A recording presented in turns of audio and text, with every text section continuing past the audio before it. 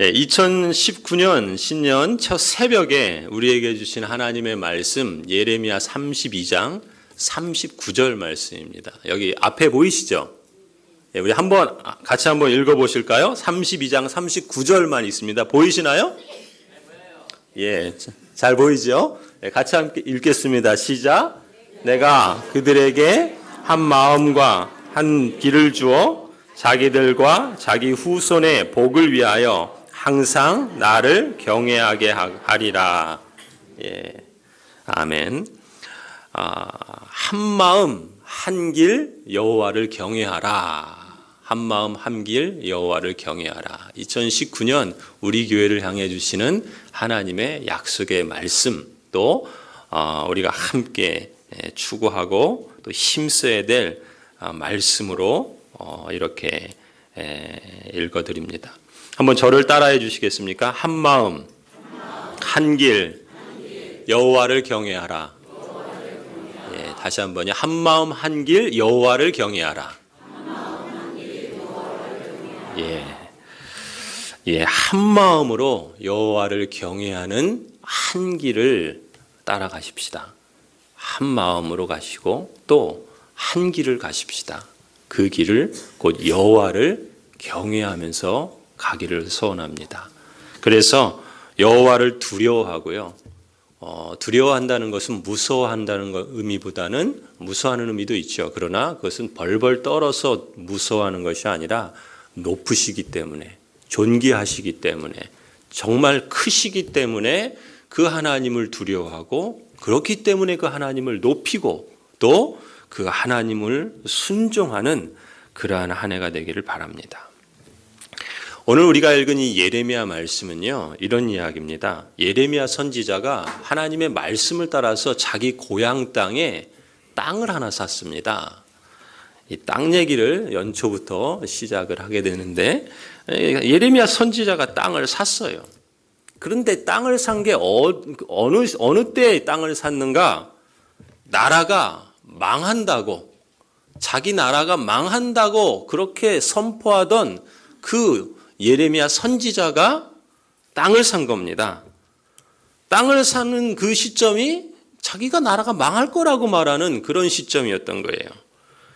바벨론 왕 느부갓네살이 실제로 그 자신의 고국을 멸망시키기 위해서 지금 쳐들어오고, 그래서 그 예언이 현실로 임박한 그때였습니다. 그때 이 예레미야가 땅을 산 거예요. 어이없는 일이죠.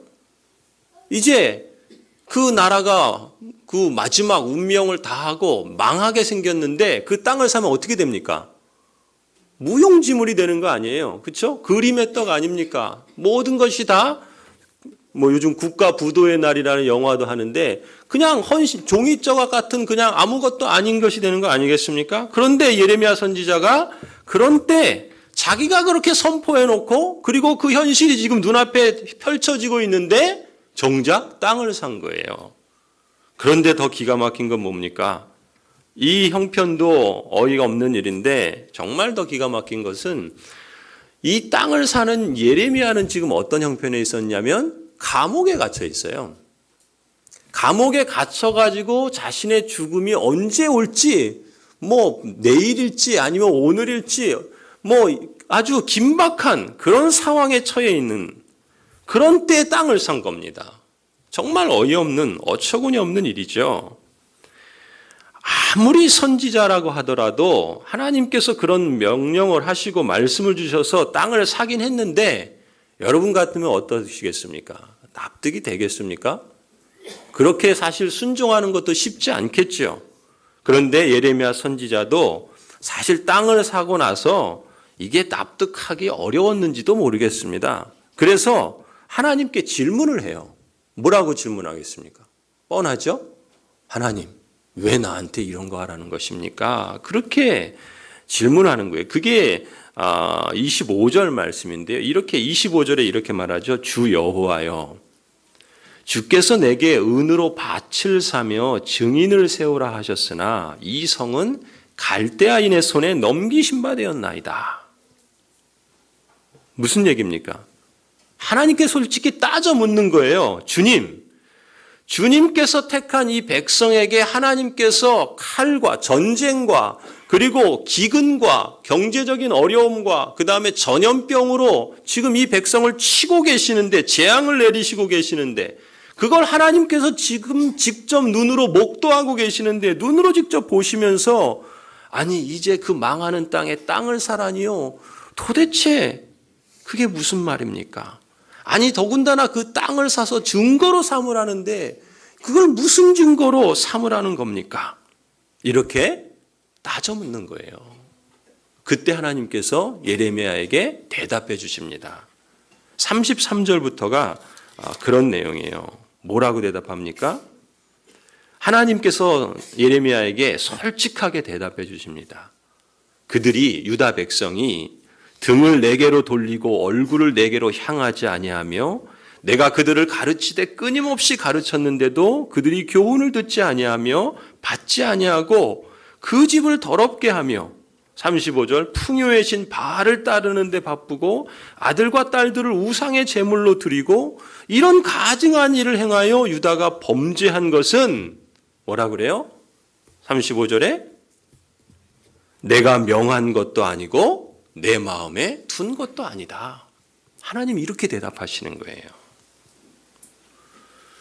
지금 이 하나님의 대답에는요, 유다 백성들의 속 마음이 드러나 있는 겁니다. 무슨 얘기인가? 유다 백성들은 지금 정작 집이 불타나가고 있고 먹을 게 없고 전쟁 난린통에 죽어 나자빠지는 그런 고통 속에 있는데 이 유다 백성들은 뭐라고 생각했냐면요.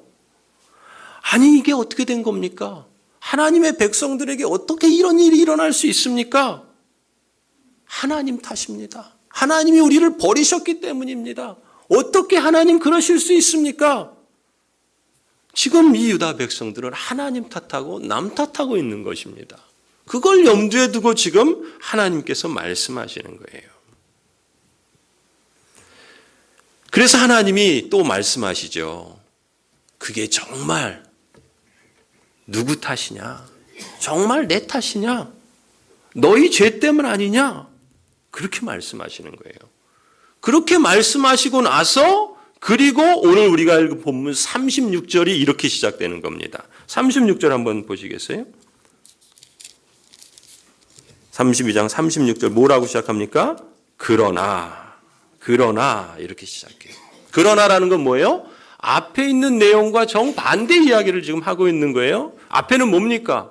지금 이 유다 백성들이 이러이러해서 이런 재앙과 이런 끔찍한 일을 당하고 있는데 그게 내 탓이냐?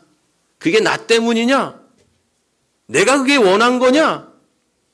그렇게 말씀하시는 거예요. 아니라는 거죠. 그런데 36절에 뭐라고 그래요? 그러나 이스라엘의 하나님 나 여호와가 말하노라. 37절 보라 내가 노여움과 분함과 큰 분노로 그들을 쫓아보내었던 모든 지방에서 모여들여 이곳으로 다시 돌아오게 하여 안전히 살게 할 것이다. 하나님께서는 유다가 범죄했기 때문에 그 징계를 받고 그 결과로 흩어져서 포로가 되었지만 그럼에도 불구하고 내가 그들을 다시금 모아서 불러 모으겠다. 그리고 그들로 하여금 다시금 안전하게 살게 하겠다. 지금 이 말씀을 하시는 겁니다. 사랑하는 성도 여러분, 성경 역사를 볼 때 우리는 이 성경 역사가 우리의 삶과 연결되어 있다는 것을 볼 수 있는 믿음의 안경을 가질 필요가 있습니다. 그건 우리 개인의 삶도 그럴 수 있고요. 더 나아가서는 사실 교회와 이 시대의 역사를 볼 수 있는 그런 영적 안경을 가질 필요가 있습니다. 예레미야서를 읽으면서 저는 우리 교회를 생각하지 않을 수 없습니다. 지난 위임식 답사 때 말씀드린 것처럼요. 우리 교회가 지난 2대 위임 목사님이 은퇴하시고 나서 다시 3대 위임 목사가 세워지기까지 지난 한 대략 7년 정도의 기간은요. 여러분 피부로 느끼셨겠지만 어쩌면 지금 이 당시의 유다 백성들이 느꼈던 것과 같은 그런 고통의 시간이었는지도 모릅니다. 사람들은 흩어지고 재정은 약해지고 자녀들은 교회를 떠나고 이런저런 어려움들이 무엇보다 여러분의 마음에서부터 이런 모습들이 어쩌면 비단 이 유다 백성들만의 이야기가 아닌지도 모릅니다. 그런 상황 속에서 하지만 오늘 36절 표현처럼 그러나 이제 하나님께서 우리 교회에 새 일을 시작하셨다는 겁니다. 그 약속의 말씀이 저는 오늘 이 예레미야 말씀이라고 그렇게 믿습니다. 여러분 그런 마음을 갖고 36절부터 42절까지를 우리 한번 한 목소리로 읽어보실까요? 36절부터 42절까지를 우리 같이 한번 한 목소리로 천천히 읽겠습니다. 시작. 그러나 이스라엘의 하나님 여호와께서 너희가 말하는 바 칼과 기근과 전염병으로 말미암아 바벨론 왕의 손에 넘긴 바 되었다 하는 이 성에 대하여 이와 같이 말씀하시니라. 보라, 내가 노여움과 분함과 큰 분노로 그들을 쫓아보내었던 모든 지방에서 그들을 모아들여 이곳으로 돌아오게 하여 안전히 살게 할 것이라. 그들은 내 백성이 되겠고 나는 그들의 하나님이 될 것이며 내가 그들에게 한 마음과 한 길을 주어 자기들과 자기 후손의 복을 위하여 항상 나를 경외하게 하고 내가 그들에게 복을 주기 위하여 그들을 떠나지 아니하리라 하는 영원한 언약을 그들에게 세우고 나를 경외함을 그들의 마음에 두어 나를 떠나지 않게 하고 내가 기쁨으로 그들에게 복을 주되 분명히 나의 마음과 정성을 다하여 그들을 이 땅에 심으리라. 여호와께서 이와 같이 말씀하시니라. 내가 이 백성에게 이 큰 재앙을 내린 것 같이 허락한 모든 복을 그들에게 내리리라. 아멘. 40절에 그러죠. 내가 그들에게 복을 주기 위하여 그들을 떠나지 않겠다. 여러분, 그들을 여러분이라 생각해 보십시오. 우리 교회라고 한번 생각해 보십시오. 내가 하나님께서 하시는 말씀입니다. 내가 그들에게 복을 주기 위하여 떠나지 않겠다. 41절 뭐라 그럽니까? 내가 기쁨으로 그들에게 복을 주되 분명히 그들을 이 땅에 심겠다. 42절 그러죠? 내가 허락한 모든 복을 그들에게 내리리라. 44절도 말씀합니다. 44절은 이런 거예요. 지금 예레미야가 땅을 샀죠? 언제 삽니까? 망하고 있는 형편의 땅을 샀습니다. 어찌 보면 정신없는 행동을 한 겁니다. 그런데 어떻게 하겠다는 거예요? 44절에 그때가 되면 예레미야 한 사람이 아니라 머지않아 사방에서 많은 사람들이 이 땅을 살려고 할 것이라는 거예요. 그걸 위해서 모여들 것이라는 것입니다. 성도 여러분, 왜 자신의 범죄로 징계받은 이 백성을 왜 하나님께서 먼저 나셔서 회복하실까요? 왜 그러시려고 하시는 걸까요? 하나님 무엇 때문에 이렇게까지 포기하지 않고 붙드시는 걸까요? 그 이유가 38절입니다. 38절. 38절 우리 다시 한번 읽으실까요? 38절 그들은 시작.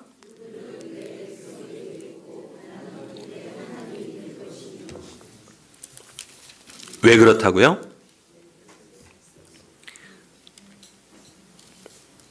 하나님의 나라를 이루시려는 주님의 뜻 때문에 그렇습니다. 그들이 지금은 그렇지만 그들이 내 백성이 될 것이다. 나는 그들의 하나님이 될 것이다. 하나님의 뜻을 이루시기 위함이라는 것입니다. 어떤 하나님의 뜻이요? 하나님의 나라를 이루시려는 그 뜻. 하나님의 나라를 이루시려는 그 하나님의 열심 때문이라는 겁니다. 40절을 보십시오. 내가 그들에게 복을 주기 위하여 그들을 떠나지 아니하리라 하셨던 무엇이요? 영원한 언약 때문이다 그러는 거예요. 왜 하나님께서 이렇게까지 하시는가?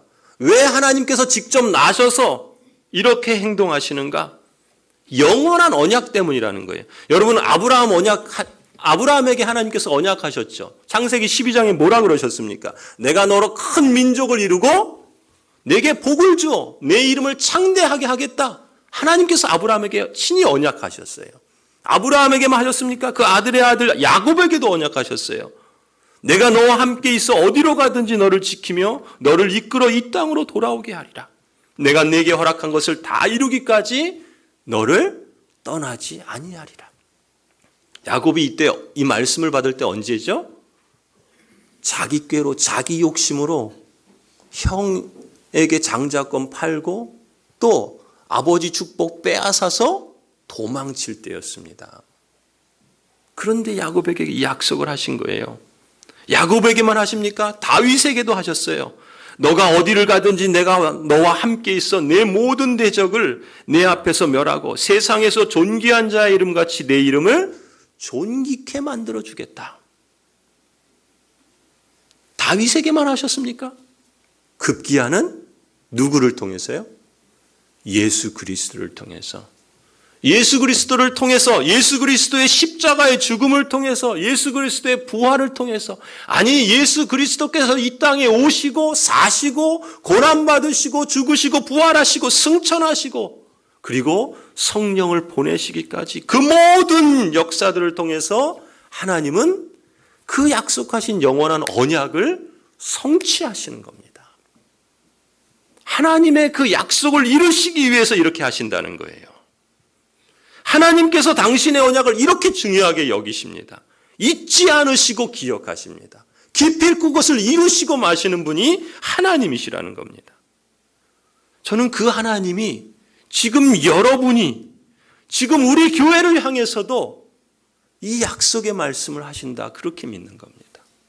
이 말씀이 몇백 년, 몇천 년 전에 믿음의 사람들에게만이 아니라 지금 오늘 여러분들에게 우리 교회를 향한 하나님의 약속이다 그렇게 믿는 것입니다. 성도 여러분,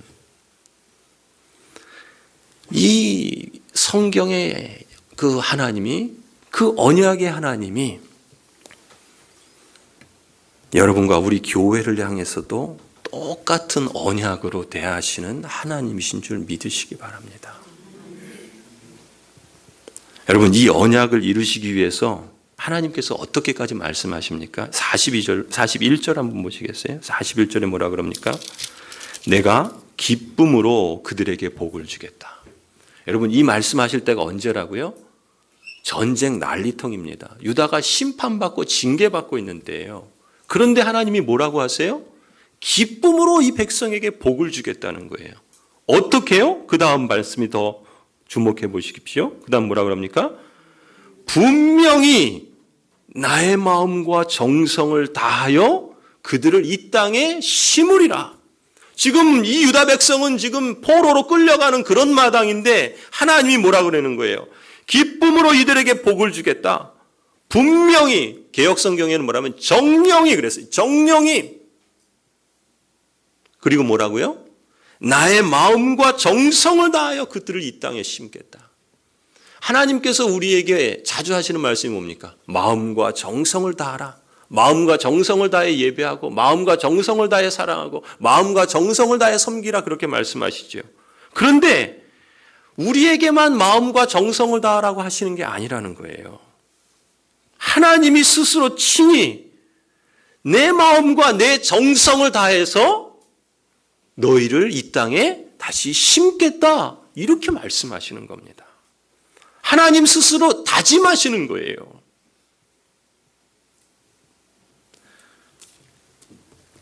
여러분, 이 말씀이 실제로 이 당시에 70년 후에 그대로 성취가 되죠. 이미 성취된 역사입니다. 유다 백성에게 있어서는. 그리고 조금 더 넓게 보면 어떻게 됩니까? 예수 그리스도를 통해서 성취가 되죠. 예수 그리스도를 통해서 하나님은 영원한 나라를 세우시는 것을 이루십니다. 조금 더 그것을 더 넓게 봐서 오늘 여러분에게 우리까지도 연장해 보면은요, 우리의 역사는, 우리 교회의 역사는, 이 땅에 하나님이 세우신 참된 교회의 역사는 이 연장선상에 있는 겁니다. 언제까지요? 그리스도 예수께서 오실 그날까지. 그렇기 때문에 이 말씀을 우리에게 주시는 말씀으로 받을 수 있다는 겁니다. 왜요? 같은 언약의 하나님이시기 때문에.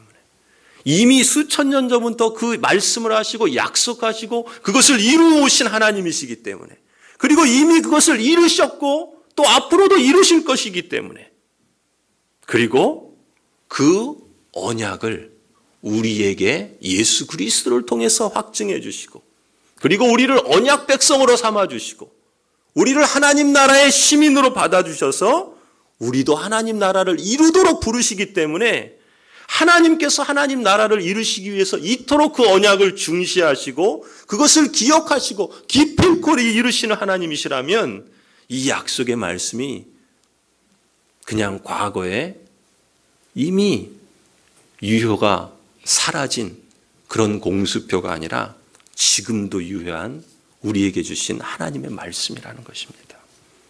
저는 그렇게 믿고, 또 이 말씀이 우리 교회를 향한 하나님의 약속의 말씀이다, 그렇게 믿습니다. 성도 여러분, 여기서 한 가지 우리가 주목할 부분이 이겁니다. 그렇다면요, 이 약속이 우리 교회를 향한 말씀이다, 이렇게 받을 수 있다면요, 우리가 이 언약의 약속 가운데 있다는 것을 무엇으로 확인할 수 있을까요? 이 약속의 말씀이 우리에게 그대로 유효하게 적용된다면 우리는 무엇으로 그걸 짐작할 수 있을까요? 이 약속의 말씀이 우리 안에서 성취되어 가고 있다는 것을 짐작할 수 있는 모습이 무엇이겠습니까? 그게 39절입니다. 그게 39절이에요. 39절 뭐라 그럽니까? 내가 그들에게 한 마음과 한 길을 주어 자기들과 자기 후손의 복을 위하여 항상 나를 경외하게 하고, 나를 경외함을 그들의 마음에 두어 나를 떠나지 않게 하리라. 이 하나님의 약속이 우리 안에서 성취되어 가고 있다는 것을 짐작할 수 있는 구체적인 모습이 바로 이 말씀입니다. 왜요? 하나님께서 그렇게 하시겠다고 하셨거든요. 그 백성들이 이런 모습을 갖게 할 것이다라고 말씀하셨거든요. 그렇다면 우리가 이 약속을 받은 하나님 나라의 시민 공동체로서 하나님 나라를 이루어가는 그 여정 속에 있다는 것을 어떻게 확인할 수 있는가? 우리 안에 한 마음과 우리 안에 한 길을 가는, 그래서 여호와를 경외하는 모습이 있다면 바로 우리는 그 하나님의 약속을 성취하고 있다는 것을 미루어 짐작할 수 있다는 것입니다. 성도 여러분, 그래서 한 마음, 한 길, 여호와를 경외하는 것이 중요합니다. 아니, 중요한 정도가 아니라 이것은 우리의 생명과도 같은 것입니다. 뭐라 그럽니까? 하나님께서 왜 한 마음과 한 길을 주겠다는 거예요? 우리 자신과 우리들의 자손들의 후손들의 복을 위해서 그렇게 하시겠다는 겁니다. 39절에 그러잖아요. 자기들과 자기 후손의 복을 위하여 항상 나를 경외하게 하겠다. 하나님을 경외함을 우리의 마음에 두어서 하나님을 더 이상 떠나지 않게 하겠다. 성도 여러분, 우리가 하나님을 경외함으로 우리 마음에 두고 우리가 하나님을 떠나지 않는 것, 2019년을 시작하면 우리 교회가 함께 힘써야 할 것이 바로 이것입니다. 한 마음, 한 길, 여호와를 경외하는 것입니다.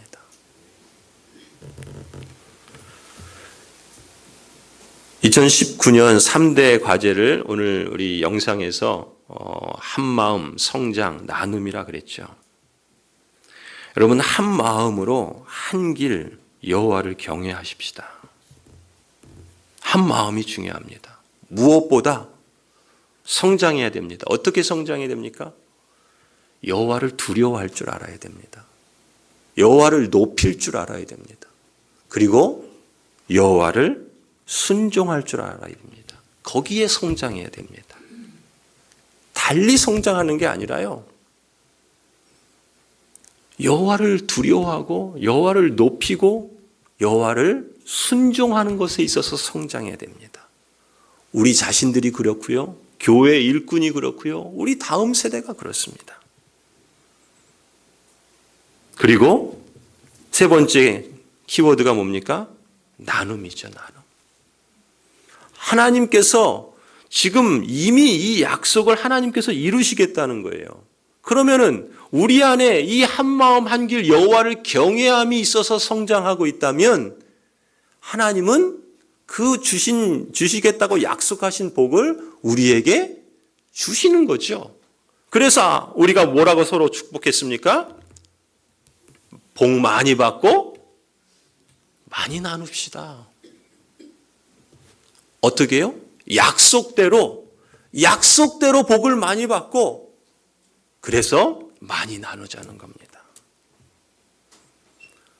그게 라다의 사명이죠. 창세기 1장부터 하나님께서 줄곧 말씀하셨던 것이 그것입니다. 성도 여러분, 한 마음 한 길 여호와를 경외하라. 여호와를 두려워하고 여호와를 높이고 여호와를 순종하시기 바랍니다. 여기서 성장해야 합니다. 그리고 약속대로 그래야 복을 많이 받고 그래서 많이 나누시기 바랍니다. 저를 한번 따라해 주시겠습니까? 한 마음 한 길 여호와를 경외하라. 우리 함께 기도하시겠습니다.